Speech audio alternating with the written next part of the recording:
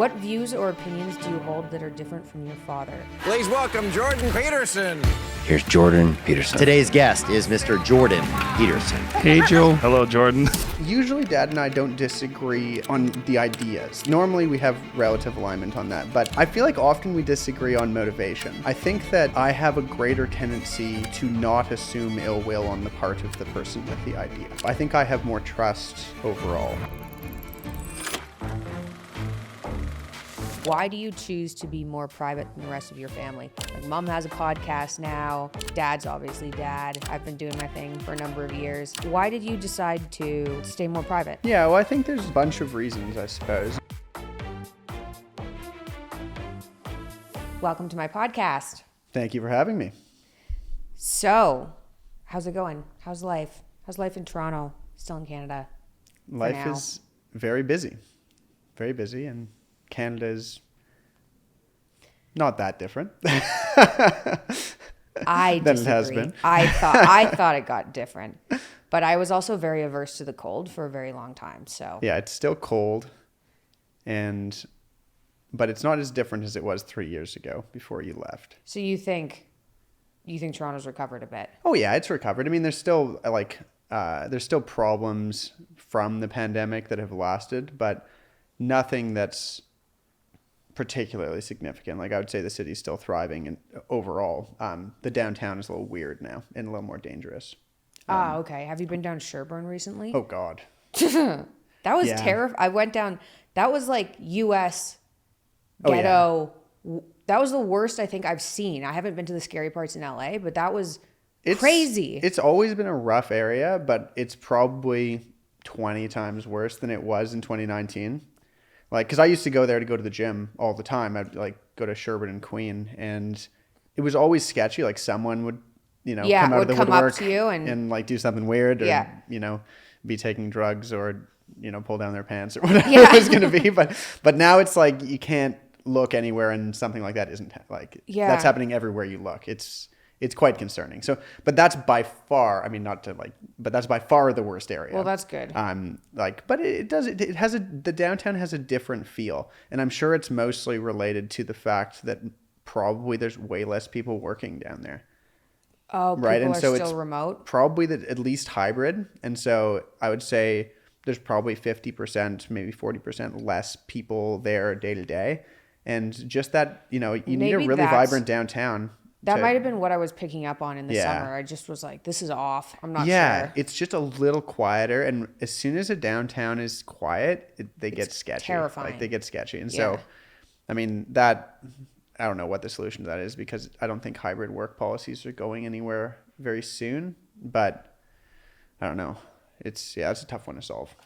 Hey guys, I hope you're enjoying this episode. Again, we're exposed to so many toxins daily. I don't think people take that as seriously as they should. I wish this was touched on more, because I think it's what's behind my autoimmunity and food sensitivities and my parents' illnesses, environmental exposures. And saunas are one of the things you can do to help your body detox faster, among other things. These sauna blankets work just like a big sauna, but they're portable, easy to clean, easy to store. They ship worldwide. And if it doesn't meet your expectations for some reason, or maybe you're just whiny and you don't want to sweat, their easy return policies has you covered with a 30-day trial and a solid 12-month warranty.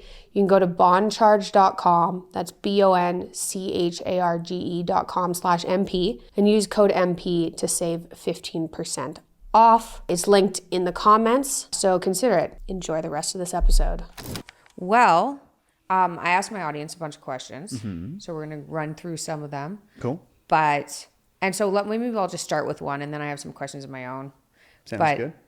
The main one is, why do you choose to be more private than the rest of your family? Like, Mom has a podcast now.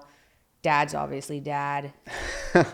I've been doing my thing for a number of years. So why did you decide to, stay more private? Yeah, well, I think it's like a bunch of reasons, I suppose. And I don't even think it was exactly a decision that I made, but yeah, it's probably more of a decision to not do that. Yeah. And so, like, it's partly my personality to a certain extent. I think I've always been a somewhat private person compared to all three of the rest of you. And so I liked to keep things kind of close to the chest, and I like to have my circle, and I think that's part of it, is just a personality thing.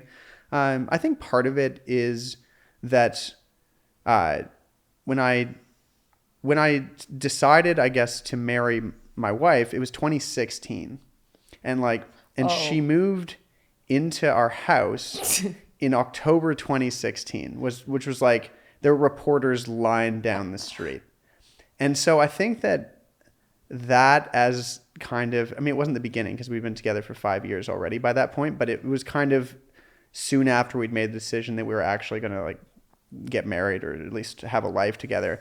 And that being the first thing that happened kind of after that is kind of do we want this in our life? Is this actually something, because when you enter the public, I don't know, conversation, I suppose, and that sort of thing can happen. For sure. At some point, you're probably going to run into a situation where you say something and then the reporters are at your doorstep. Yeah. And, our goals as a family they're really family goals. We want to have a good solid unit that has, that's protected from the world, where we can, educate our children and instill our values and have fun and not have to have the pressure of the outside world on that. And so more of a family decision in that area. And then the third reason, I suppose, is that, it's not like I don't have interest in a I do have some interest in a public life, but it's always been very, very specific, my interest in that. For instance, my company Essay, I'm interested in promoting that publicly. To a certain extent, although I would say I'm more interested in the technical side of it. And so I tend to do that instead. But I am interested overall in promoting. I'm certainly interested in its success. And so there's that. And then I've always been interested in pursuing my music publicly to a certain extent, although I also have some things holding me back from doing that. I always have a little bit, personality wise or whatever it is. But I've been able to overcome those certainly over the last few years and start to put more music out and start to do that. So I think that's it, is that I if I'm going to be public, I want it to be specifically in the domains that I want to be public in. And I also want that to be strategic.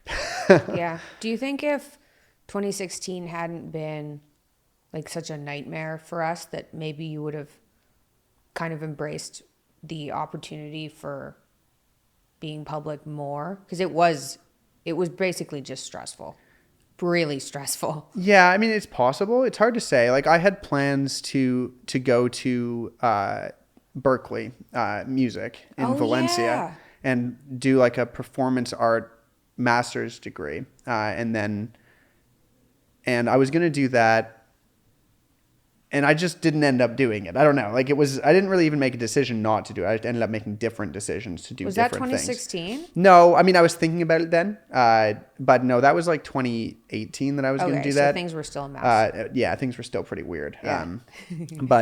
But it's not that I've never had interest in that sort of being public, or at least in some manner. But yeah, it was always related to music or my work in some specific way. Yeah. So no reality TV show. No. That's not for you. No.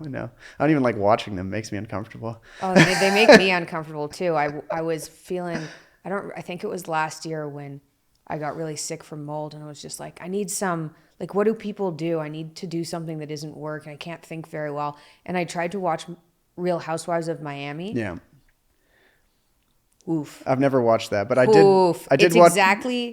It's worse than you would think. Yeah. I did watch a season of The Bachelorette, though. Oh, you did? That was actually really enjoyable. But I've only watched one, but I watched it in 2020 with two of our good friends. We just did that every week and watched The Bachelorette when we weren't seeing anyone else. A social event. It was a social event because it was Toronto and they were the only people we were seeing, and we had a baby. And so it was exactly the right vibe of media to be taking in. Not too stressful. The stress is really not. You could real make stress. fun of them. It had nothing to do with any of the weirdness in the world. So yeah, but overall, I haven't watched reality TV since. But yeah, I feel that.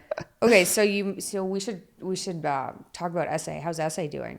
Essay's doing really well. Yeah, we've we launched a year and a half ago. For people who don't know, Essay is a online writing platform. It's designed to help people structure and edit their writing, primarily without the use or help of AI or large language models.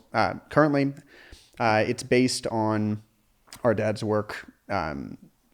He wrote a document like 20 years ago that kind of outlined an editing and writing strategy. But it was just a really long Word document, and you had to work through it kind of like a manual in order to implement the strategy of writing and to learn from it. And so I decided 5 years ago or so that it could be implemented through software in a much more straightforward way, easier to use, better experience, and hopefully a much more scalable technology than that. And so we launched about a year and a half ago and have had about 200,000 people sign up and use it. Oh, wow. And we have a free trial. So most of those people are free users, but we've gained a huge amount of knowledge from obviously having that many people use it and write on it, and have completely rebuilt the software over the last year. And so it's much more stable now. We're starting to introduce much more complicated new features as a result of that, like kind of background work in the software. And so that's really exciting. And we're also starting to use it in classroom settings, which is our big goal of this year, I would say. Yeah, well, that I can see blowing up, because basically, then tell me if I get any of this wrong, but you can go into the app and it helps you figure out how to write something, and it tracks how you write it.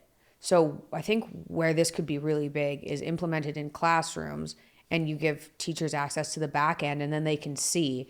And in order to copy AI, you'd have to spend so much time rewriting it kind of haphazardly and reorganize. Like, you wouldn't really be able to fake it. So if classrooms need a tool to monitor people cheating from AI, it would be huge there, and it helps you learn how to write. Yeah, so it's got some real benefit there, because a lot of the anti-AI tools that you see out there are basically AIs that detect other AIs. And I think that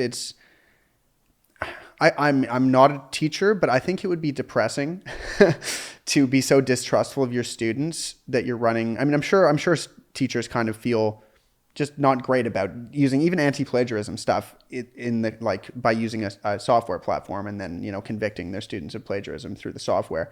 I think it's much more valuable for a teacher to see the process. And the great thing about the way we've built the software and are still developing it is that we're trying to really get a comprehensive understanding and eventually a comprehensive report to deliver to a teacher of the way that the student was thinking while they were writing, and the way that they, continued, the way they edited, and everything that kind of led towards the final product. And so that means that students can both be trusted that they did the work, because there'll be proof of work through the process, and also students can be rewarded for that process instead of just the outcome.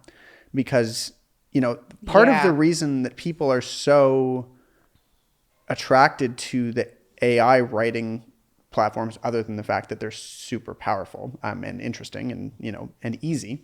So it's got all that going for it. But also, people are almost always just marked on the outcome.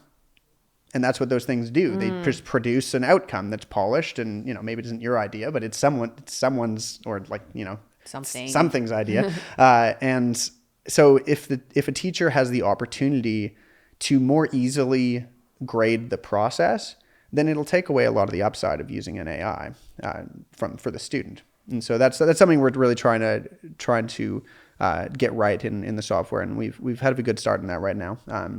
And so that, I think that could be really big. And the other thing we're going to do this year is release a mobile app for the software, great. Which is going to be a big deal for us, obviously, because almost 95% of our marketing is done on mobile, and we don't have an app. So it's definitely it gets in the way of our signups. And we've also figured out a way to make it interesting on the phone, because the reason we didn't do it initially was that we still don't really believe that people do a lot of long form writing on their phones. I mean, people do, obviously, and certainly people in third world countries do, because that's all they have. Oh, true. And so certainly it's a market, and maybe it's a huge market, but it's not an ideal hardware for writing as far as I'm concerned. But the way that we've built it means that it's much more segmented, the pieces that you're working on. And so you can iterate on one sentence on your phone, which is a lot more... It makes a lot more sense for writing on a phone in that way. So it took us a while to figure out exactly how to do it and to make it a reasonable, like, I don't necessarily want to call it an improvement to the software, but a good direction for the software in a smaller screen. So we're really excited about that, and hopefully it'll grow our user base as well, and let us put more resources into the development of the platform. Do you have an ETA on when that's going to be out? I mean, I've pretty much built it. It's just not polished yet, but like within like a month and a half from now. So like mid-February or March. Okay. Yeah, it's soon. Yeah, it's built. It's just not like bug tested and polished. Okay, cool. And we'll link all of this in the description. So if anybody wants to check these out, they'll just be linked in the description. Okay, ready for another question? Yep. Okay. What views or opinions do you hold that are different from your father? What about your sister? You can start with Dad. Does anything pop up to mind? Pop up to mind. This is like postpartum brain. Pop up to mind. Did you mind birth anything? Oh, no, don't even say that word. No, I don't think that usually Dad and I don't disagree, like on the ideas that, like, normally we have relative alignment on that, but I feel like often we disagree on motivation. And so one of the things that I find when we're having discussions about ideas or political events or whatever it is, I think that I have a greater tendency to not assume ill will on the part of the person with the idea. And so I think I have more trust overall in... So like what kind of idea? Let me see if I can think of an example. Like ideologies? Yeah, like ideologies. Let's say young people who have gone to university and ended up with this kind of idea set that's oppressor oppressed, and framing the world in that way. Like I did a university degree in postmodern philosophy. And so I know a lot of people who think that way. And I also understand where those thoughts come from. And I mean, certainly Dad does too. But I think that you can blame the people for sure, but it's really been a difficult situation for a lot of undergraduate students to go into school expecting to be educated and coming out only having read, literary theory and postmodern theory and everything that's breaking ideas down into oppressor oppressed, into like deconstruction. Like deconstructing the ideas into whatever the professor or the writer intended you to come out thinking. So I think I have a lot of sympathy for people who have been, it's not exactly indoctrination, but who just have been brought up with this kind of mindset. I feel like it is pretty much indoctrination. And it's just a weird version of it. Well, it's an insidious and a sneaky. It is, yeah. But I think that's also why he goes after universities so hard. Yeah, absolutely. I feel like that's fair. It definitely is fair. The universities have done a poor job of that for a very long time now. Yeah. And certainly that's where a lot of these problems are coming from. And you can see that in the news right now with all the Ivy League schools losing their presidents. Yeah, good riddance though. Maybe. Yeah. I mean, we'll see what happens next. Yeah. The same person in a different form comes in or not. I feel like your university experience was fairly positive though at King's. Mine was atrocious. Yeah, well, King's is a great school. I went to the University of King's College in Halifax, and it's a liberal arts college. And the first year program there is, I think, a really, really good example of what undergraduate students should do, especially in their first year. They go through the history of the ideas that undermine our culture, or undermine, that's the wrong word. Underlie? Underlie, yeah. So... that was a good Freudian slip. Dad's going to bug you about that. Yeah, I know. Yeah. But anyway, they go through kind of the Western corpus, and then they get students to write essays every 2 weeks about an idea within one of the texts that have been read, and there's a lecture every morning, and everyone is part of exactly the same curriculum. And so there's a lot of camaraderie. People are writing essays at the same time. There's a lot of motivation to do the work and to think about it deeply. And so that's the first year. And it's extremely effective way of introducing high school students into kind of a higher education setting. Because it's really, really hard for a 17, 18-year-old student to go into university and, go to 6 different courses, at every different corner of a large campus and, be motivated socially, which you need to be. You need to be motivated socially when you're a teenager. That's like the source of your motivation. And so this sort of cohort, I suppose, based approach for education, I think is extremely effective, especially for young people. If I went back now, I don't think that would matter nearly as much. But certainly as a 17-year-old, it made a huge difference to my motivation. Yeah, And, I should have done that type of thing. But I hated Halifax so much. I wanted to be in Montreal. It's like, Montreal's where the party's at. I'm going to go there. I also wanted to do psychology, and I didn't realize how much of a disaster that was going to be at Concordia. Yeah. Halifax is a great university town. I can't really think of a better place to go to university than Halifax, or at least before. I don't know what it's like now. Times have changed a little bit, but it was great. There's 6 universities there. It's like half students. There's a great strip of bars downtown that so you just always know where to go. There's no decision making to be done, which is really nice when you're, young and dumb. Yeah. So, I wouldn't trade those years. That was a great place to be for me. And the school itself was really good. A lot of good professors and a huge opportunity to learn to write and to be mentored by really smart people about your writing and about your thinking. And so it was... Yeah, I was really pleased with the education I got there. I didn't have one professor that I liked. Yeah, in 4 years. That's really unfortunate. That's pretty rough, huh? That is. That's like all of them terrible. were like, this is really not good. Yeah, well, it is hard to build a relationship with a professor in most large universities. It's difficult, especially as an undergrad. There's so many of you, and professors are very busy, and it's hard to even know how to do that. Yeah, and Concordia, especially if you don't want to do it with any of the professors. Like, if that enough to was motivate part you of in that it. way. But Concordia also was just like, the education wasn't good, and it was weird back then. Like it's an art school, so it was pretty tilted towards. It was mostly like feminism, like really third wave, intense feminism. Yeah. Back then, and Yeah, that was we had like that in my at King's classics too. courses.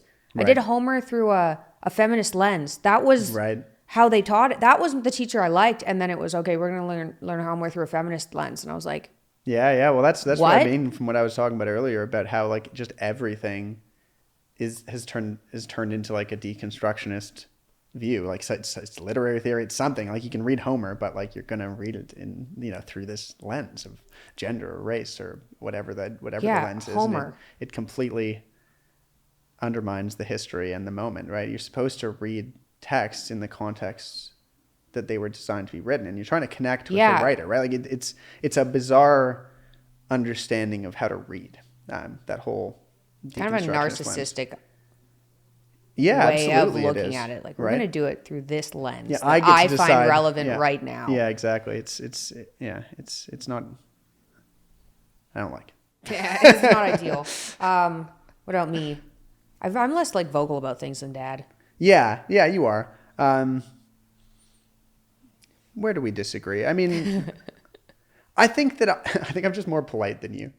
Well, that's definitely true. And so I think most of the time when we disagree, at least it's about things that you've said publicly, it's more about the way that you've said it than what you're saying. Okay, I can get behind that. And I think that's just primarily a result that I don't know. I guess I'm just more polite in the way that I frame things often. But I can't think of a specific example at the moment. Excellent. If you guys ever consume alcohol, ever, it should probably be vodka. But that's not what I'm talking about right now. Please try my supplement. I drink probably once a month, other than pregnancy and breastfeeding and things, which puts a total kibosh on drinking. I don't drink that much. But this supplement eliminates the hangover. If you want the scientific research, although I was told that people aren't interested in scientific research, but I figured you guys would be, you can go to fullerhealth.com and read the studies. That's what convinced me that the compound we used in this actually worked, because a hangover supplement sounds like it wouldn't work, but this actually works. People in Japan have been using it for thousands of years, and like the white man just doesn't know. I hope YouTube doesn't suppress me for that. Anyway, we managed to purify it and put a high dose in a pill. So you get like half a year's worth of this with one order if you don't drink very often. It helps save your brain from the toxic effects of alcohol. And if you like it, please leave a review. I love reading the reviews. But honestly, I just want people to be healthier. And drinking isn't healthy, but I don't know. Sometimes letting loose can be good for you. And why not alleviate the negative impacts with this magical supplement? You guys know I don't push supplements because most of them are a complete waste of money. You just pee them out. This one isn't. It has no fillers or extra ingredients, and we have a 30-day money-back guarantee, so you're safe. You could even try it and then complain and get your money back, even if it works. Don't do that, though, please. But give it a shot. Fullerhealth.com, code MP15 for 15% off. Enjoy the rest of this episode. Oh, we have some funny stories from this. Did you guys fight when you were little or now?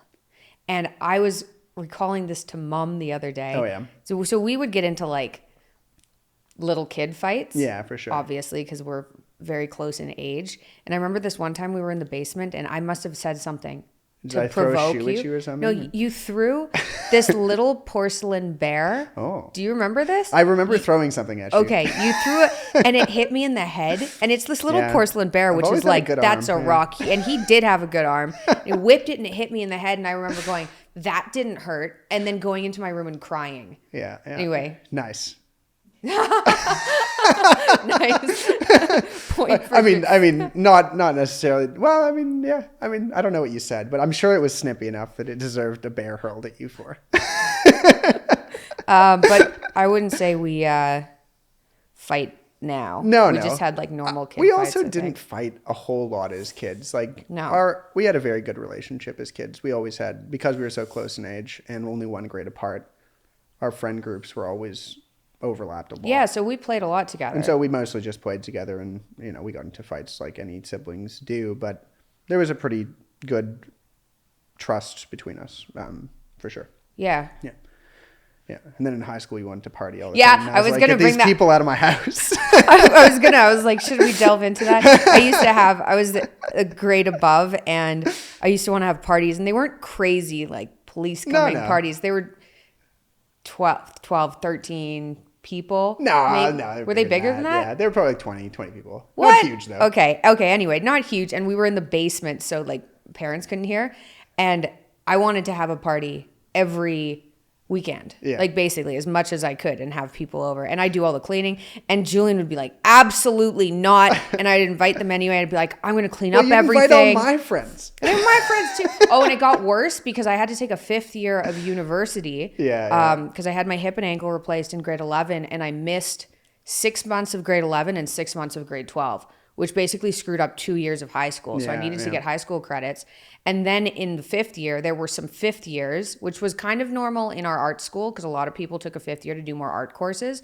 But then my friend group was obviously latched onto your friend group because everyone was a year younger than me. In retrospect, it was quite fun. But in the moment, I remember like going upstairs and steaming and being like, oh my God, she's done. But then you partied. Oh, of course I did. Yeah. Yeah. I liked to party. I just didn't like the party being designed behind my back. Is it difficult having family that are so vehemently disagreed with by people online? Has that affected your friend group at all? Like a little bit, but not too much. I mean, I think the reality is that everybody who says anything online is disagreed with. And so I don't really see that as evidence of anything except for publicity, essentially. And being public in the, discussion of current events and philosophy and all of that, right? There's going to be disagreement and that's okay. And that's part of the game. It has made it, I think it changes, it sometimes changes the way you talk to people. It does. I mean, the reality is that like, I do know some people who don't like things that are said by either you or my dad or whoever it is. And so there's definitely been moments, and we've had some moments with people who weren't like good friends, but just were acquaintances where you could tell it was just getting in the way of the relationship, which was unfortunate because like I try to collect friends who I can talk to openly. But I also have a lot of old friends. And so the reality is that, a lot of these people are connected to me prior to any of this publicity. And so, it's different. It creates a different dynamic sometimes, but it hasn't been a true problem. And I think that mostly both my friends and I have done a good job of keeping the lines of communication open and keeping the relationship up to date and the trust there. That's good. Yeah. So no, I don't find it difficult, other than the obvious difficulty of when things are said, it actually, everyone knows about it, or at least a lot of people know about it, or it's in the news, and there's more stress there. Of course there is. Although I try not to read it anymore. Yeah. Yeah. Yeah. And I've gotten better at that over the years. It's just getting used to what to pay attention to and what not to pay attention to, in terms of the publicity that's accrued through whatever it is. Yeah. Like almost ignore everything. Yeah. Yeah, pretty Not much. everything, but almost everything. Yeah. When I find like if I start reading too much, I just delete the apps. Yeah. I probably do that once every 4 or 5 months when I get too addicted. I just delete them. Like X? Yeah. Yeah. Instagram. Instagram too? Yeah, I just delete all of them. I deleted Reddit permanently because it just Reddit is. I used to like Reddit quite a bit, and then over the last Reddit. like Reddit 3 hates years, me too. Reddit hates me. I went on there one time. I was like, oh my gosh, this is what they think? Yeah. Jeez. Yeah, Reddit is kind of, and it's gotten worse. Like I would say like 4 or 5 years ago, it was a pretty vibrant intellectual community on there, and not really a too much like of one particular opinion, but it's gotten a lot worse. And I think that's partly just because a lot of people have stopped using it. And so when the group of people shrinks, it, often it creates an echo chamber. So I don't really use that one anymore. And I like to delete the other ones if I find myself too enthralled with them. That's probably a good rule for everybody. Yeah, it's a good one. I'm also using like a screen time app right now called Opal that I think I just downloaded that. Yeah, Did you get an ad for it on Instagram? Probably. Instagram ads? My God, they're good. Yeah, they are good. Like, I don't think I've ever been. I actually appreciate Instagram ads. Instagram I ads do are really need good. that. Thank you for listening. Yeah, I know. They get me way more than any other ads. Yeah. Yeah, I don't know how they do it, but they probably listen to everything you say. Yeah, arguments, everything. It's crazy, but useful. It's like it takes a little bit of searching off my plate. Yeah, so I downloaded that one, and that's been good because it just kind of allows you to. I mean, it just takes advantage of the built-in screen time stuff in iOS, but it's kind of a nice interface and makes it more difficult to bypass the screen block because you try to open an app and it's like, actually, you have to wait 20 seconds. But I wanted it now. Oh, okay. Maybe I'll turn that on. That's not too annoying. You can also change that a little bit, but the 20 seconds is pretty good. That's like enough time. Be like, I shouldn't be on if Instagram. If you're kind of a person that's a little bit, you're like, 20 seconds, I could do like quite a bit of stuff in that 20 seconds. Yeah. Then it's enough that you just shut it off. That's funny. Yeah. Well, we could do this on this. How have you dealt with your dad's sudden rise to fame? I mean, I think pretty well overall. It's been very weird, and it continues to be very weird. Obviously in 2016, we were mostly just trying to keep up and stay above the water. And so that was interesting. I was living with mom and dad at the time. And so I was very, I guess, involved with that period of time. And then, I don't know, we had family trouble for like the next 4 years. And so that... Five? I don't know, a long time. 5. So that obviously was more concerning than any of the public life stuff that took a back seat. And then, I try to keep boundaries so that my priorities stay consistent and so that I'm true to what I want my priorities to be, while also, trying to take advantage of the opportunities that come around and the relationships that through who Dad knows and that sort of thing, and just kind of try to take the positive elements of it. And I think I've done a reasonably good job of that. Mm-hmm. Me too. Yeah, but it changed everything, really. It did. And there's no denying that. And it continues to be a very strange change because we grew up with not a huge amount of money and certainly with no publicity. And so, it all happened after we were adults. And so it's definitely a weird thing to adjust to have your dad just suddenly everyone's dad. Yeah.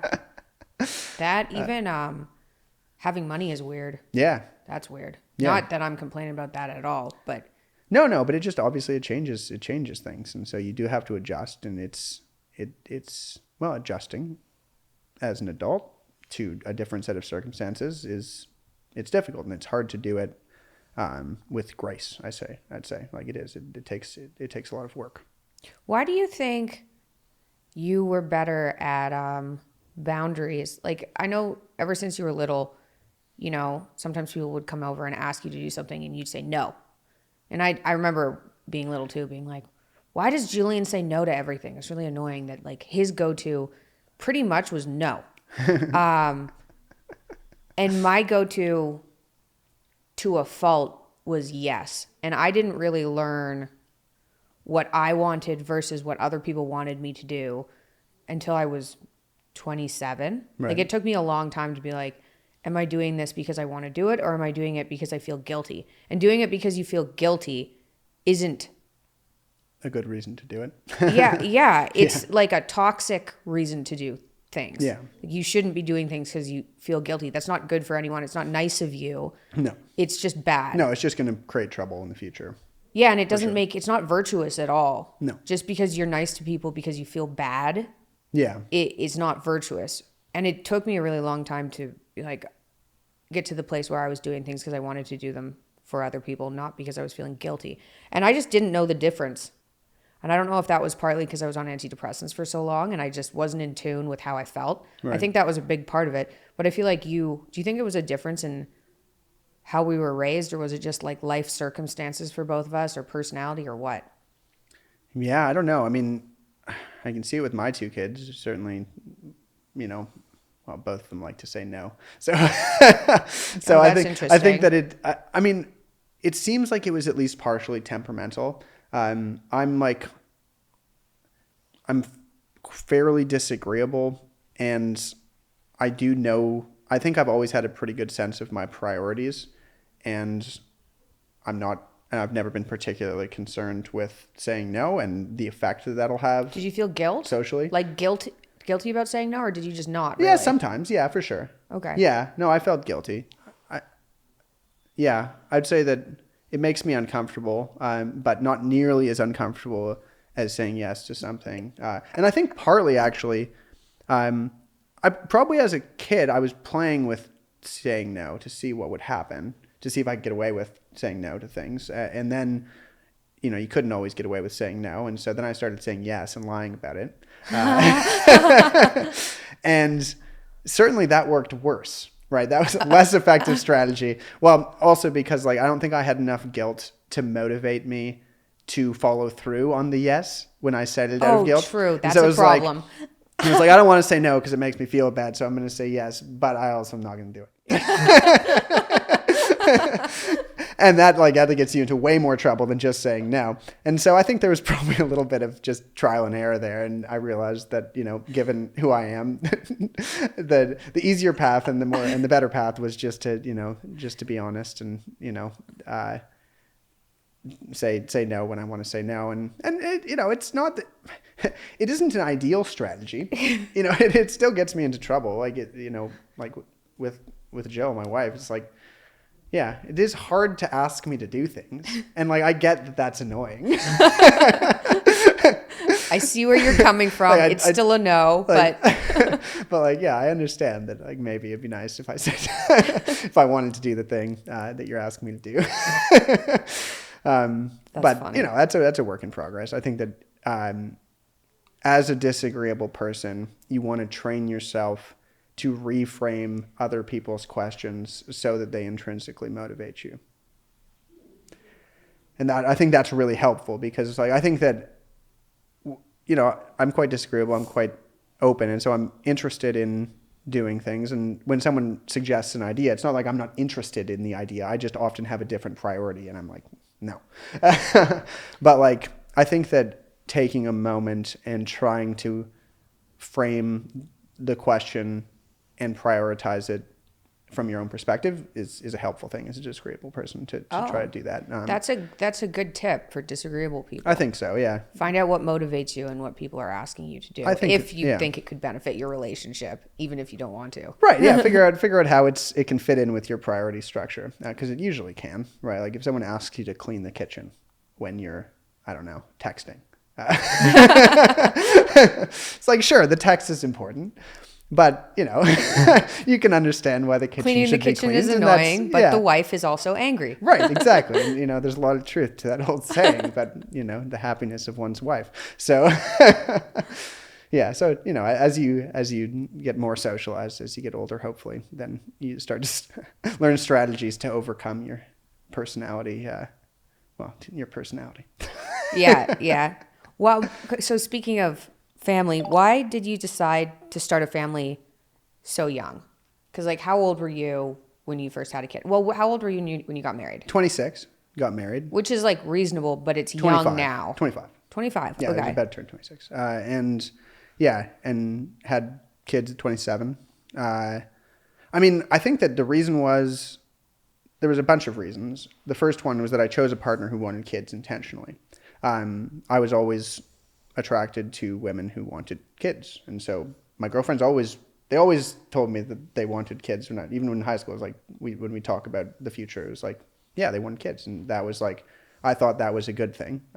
Seems reasonable. And with my wife, she always wanted kids, and we talked about it, and we also talked about when a good time to have kids is, and we also talked about how I probably would never think it was the right time to have kids. And Dad also, and Mom, both of our parents were really good at kind of understanding and explaining that sort of what having kids is to your life and when the right moment is. And also that it's somewhat of an act of faith, right? And so you don't know when the right time to have kids is. You don't even know the first or last thing about what your kid's going to be like. Kids are extremely complicated, and it's an adventure. And so basically we decided that it would be good to have that adventure when we were young for like a whole bunch of reasons, right? Like, first of all, you have good energy when you're young.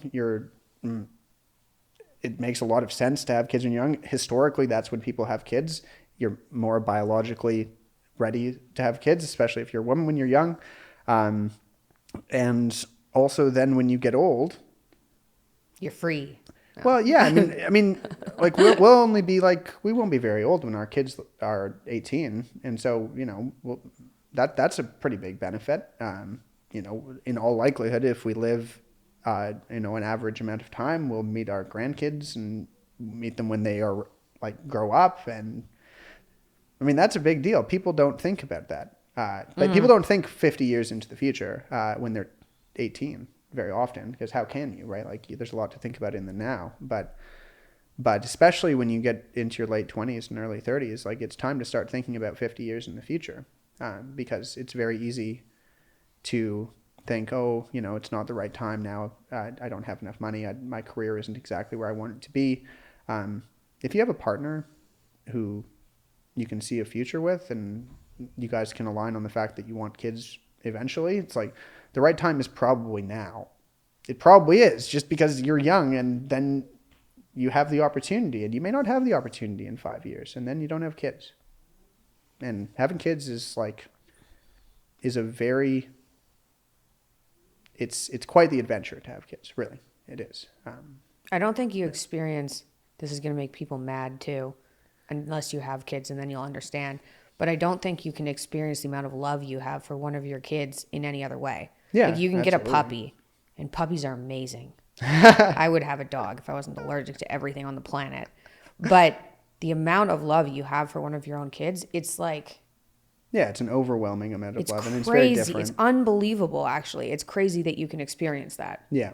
Yeah. Well, and it makes you think about the future in an entirely different way, right? It connects you to future generations in a way that you cannot be connected to future generations otherwise.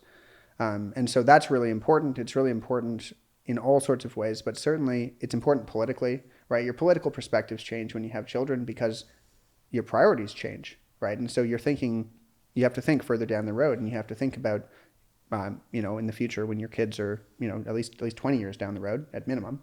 And so that changes the way you think politically, and it changes the way you think philosophically. And yeah, it's been very interesting. And doing that young, I don't think I did like ridiculously young. I didn't like younger than most people are doing it. Certainly most people who live in cities are doing it. And there's all sorts of reasons for that. Financial reasons come into play often. And we were lucky that that wasn't one of the things that was in our way. But no matter your financial situation, I think that taking kids is always kind of you have to take a risk, and you have to, and that's just part of the game. Yeah. I do. I talked to one of my friends about the timeline too of having kids, because it eats up all your time when they're little.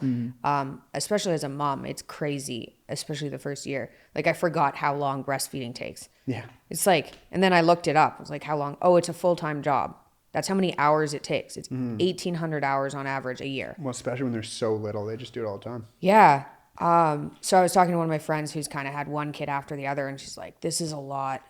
And I was like, yeah, but it's really, because I have a 6-year-old now, so it's really the first number of years that are a lot, and then it gets easier and easier. And then if you do look 18 years, 20 years away, it's like, okay, we're going to be like mid-40s. I'll be like around that. And then you get your kind of alone time with your spouse again for years after that, but you also have family now. Yeah, well, I've seen graphs that show the amount of time that people spend with certain relationships over the course of their life. And the amount of time that you spend with your kids is a pretty short window in your life overall. And the amount of time that you spend alone goes dramatically up as you get older. And so trying to reduce that curve somewhat is a pretty good idea, because the reality is that as you get old, your friends die, or you do, or some people start to disappear in a variety of ways, either because they die or just and because your situation changes or whatever it is. But having kids really does solidify a community. You have a community then. And if you treat them well and maintain a good relationship with your kids and their kids, then boom, you have a community all the way until you die. And maybe there's not a more important thing than that. Probably not. Certainly, yeah, I can't think of a more important thing. Yeah, so that's why. I agree. That's why we did it, and it's very hard. We're so busy, it's outrageous. Like it's outrageous how busy you are when you have little kids. Like you can't even really imagine how busy you are. There's always something that's necessary for you to do. And so that's interesting too, because you understand that your ability to be busy is way bigger than you thought it was. It's like, I thought I was busy before, and I was, but now I'm like 10 times more busy. And I still think, well, if I could do this amount of busy, I could probably do like more busy than this, because your capacity just expands. And your ability to delegate expands, and that sort of thing, just by necessity, right? Those things that happen by necessity often, if you're lucky anyway. That was a great answer. Thank you. Which parent, do you each feel you're more similar to? You go first. Yeah, well, I mean, I look more like mom. Yeah, and I think that probably personality-wise, we have more overlap, although not entirely. Like I think that she's way blunter than you. Yeah, way blunter, for sure. we shouldn't say more about that because Just end it there. no, but yeah, we have our differences. I'm quite extroverted. Mom isn't as extroverted as me, although when she's not with Dad, she's very extroverted. Yeah, Dad overshadows that. You know, I thought she was introverted for a really long time. Yeah, Did yeah. you? It's like, I Mom's thought the she was more introverted introverted than she is, and Yeah. she certainly isn't particularly introverted. Like, Not really at all, I don't think. No. So probably I have more personality overlap with Mom, but also when like last time we did a podcast together, there were like a bunch of comments. They were like, "You explain ideas. Your sentence structure is just like your dad's." So Oh, cool. So that was cool because I didn't That's really a good take that in. And then I listened to it. I was like, "Oh yeah, I can see kind of a little overlap there." And the way I structure sentences is similar, although I do put more periods in my sentences than Dad. So do I. Yeah, I don't end every Most sentence people with do. "so," comma.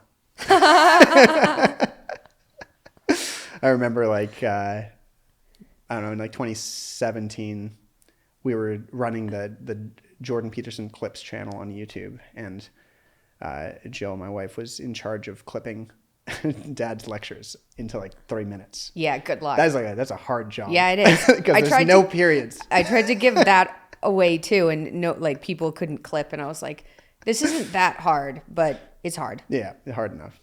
Yeah. That's funny. Yeah. Well, I think I'm personality-wise more like my dad, but I definitely have aspects of my mom as well. Yeah. Like I've got her bluntness, which I don't know if it came out because I had such a problem with boundaries for so long, and then when I was 27, I was like, oh, boundaries are amazing. Okay, and then just reverted to Mom, and it was like too far. You went too far.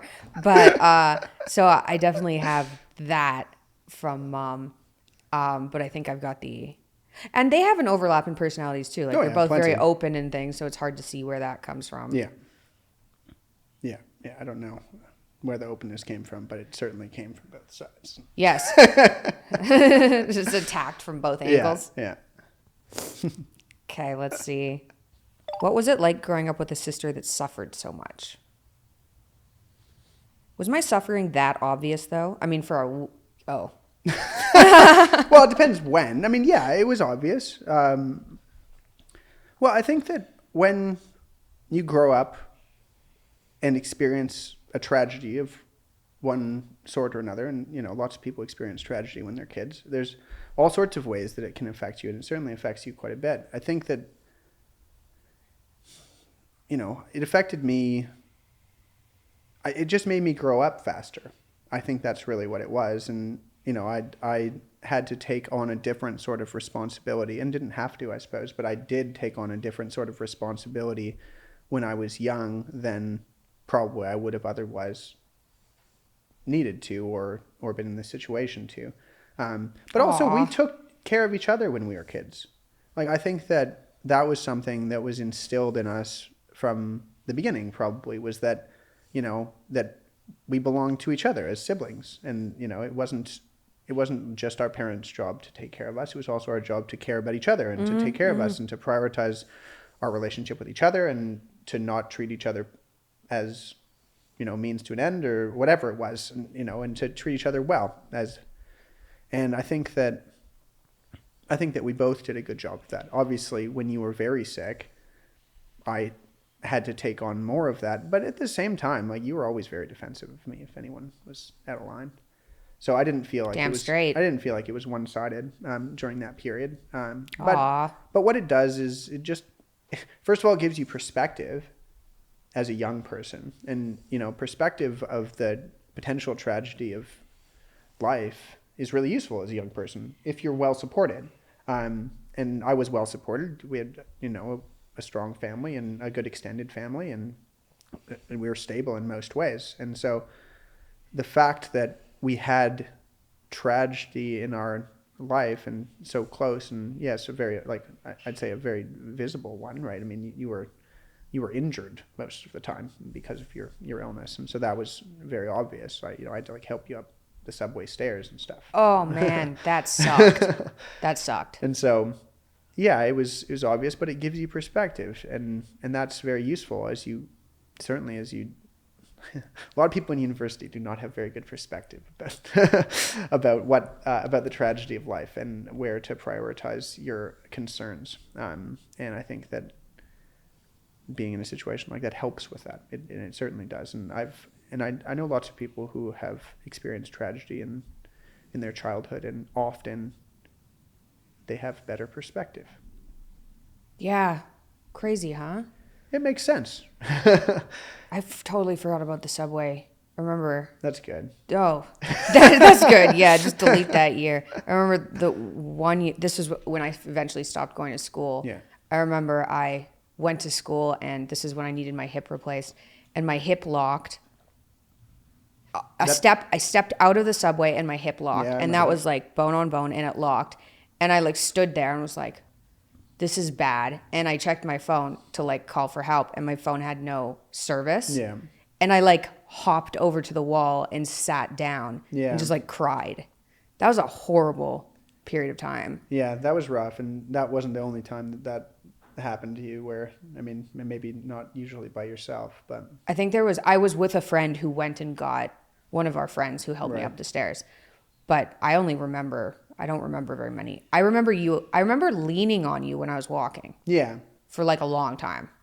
Jesus, I'm glad that's over. Yeah. That was rough.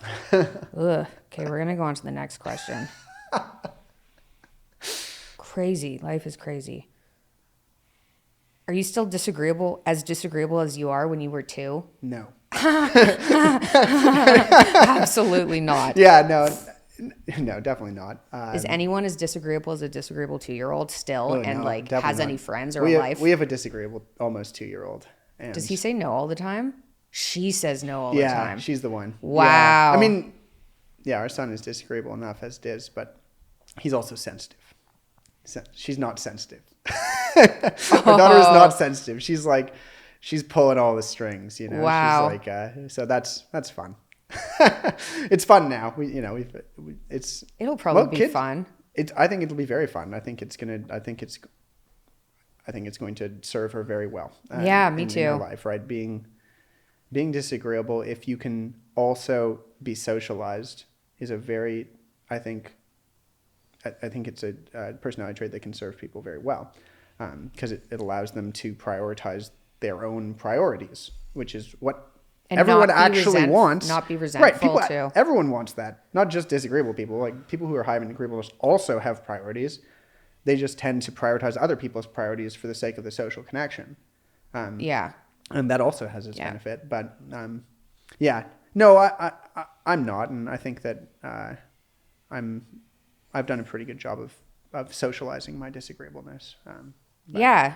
You don't you come off as totally reasonable. You don't come off as a disagreeable person. Thank you. Except on the rare occasion when it's like, no. You're like, well, why did he say no to that? But whatever. He said no, and then he smiled, and I'm really thrown off by that. Yeah.